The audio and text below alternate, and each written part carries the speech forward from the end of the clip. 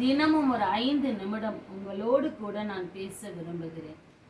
தேவனுடைய வல்லமை எப்படிப்பட்டது என்பது எல்லாருக்கும் தெரிந்தும் நிறைய பேர் வாழ்க்கையில மாற்றம் வரவே இல்லை.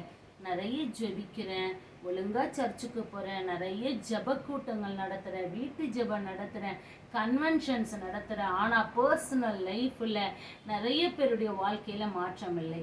நாம் எதையெல்லாம் மாற்றிக்கொள்ள வேண்டும் என்று ஒவ்வொரு நாளும் பார்க்கலாமா? இன்றைக்கு எடுத்துக்கொண்ட வேத வசனம் பிரசங்கி 7ஆம் அதிகாரம் 9வது வசனம்.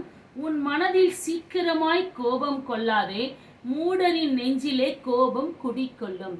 பாருங்க, சீக்கிரமா கோபம் கொள்ளாதன்னு சொல்லியிருக்கு. நல்லா ஜெபிக்கிற ஆராதிக்கிற வல்லமையோடு ஆவியின் அபிஷேகம் இருக்குது, கோபம் இல்லாம இருக்குதா? இதெல்லாம் இருக்குது. எல்லாமே எது இருக்கணும்? கோபம் இருக்கக்கூடாது. எல்லா மனுஷனுக்கும் கோபம் வரும்.